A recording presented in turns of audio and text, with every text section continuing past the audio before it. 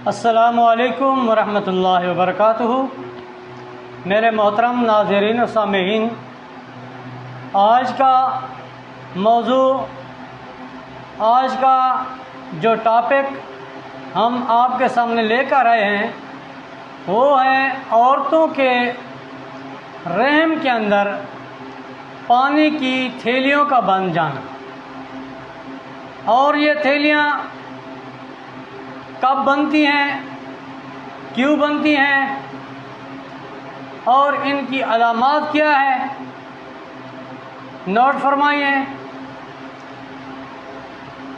ये थैलियाँ आसाबी मसला होता है, जिस्म के अंदर पानी की ज़्यादती होती है और जब मियाँ और बीवी आपस में मुबाशरत करते हैं तो शर्मगाह के अंदर पानी की शिद्दत और ज़्यादती हो जाती है, जिसकी वजह से मर्द और औरत को मुबाशरत में तस्कीन हासिल नहीं हो सकती। मेरे भाई, इसका आसान सा इलाज आज हम आपके सामने लेकर आए हैं। 2 नुस्खा जात हैं, नोट फरमाएं और इस्तेमाल करके इनसे मुस्तफ़ीद हों। ये नुस्खा जात मुजरब भी हैं और आज़मूदा भी हैं। ये नुस्खा 4 अज्जा पर मुश्तमिल है, जिसमें 10 ग्राम हल्दी, 10 ग्राम मुलट्ठी और 10 ग्राम सौंफ, 30 ग्राम रहमत खताई।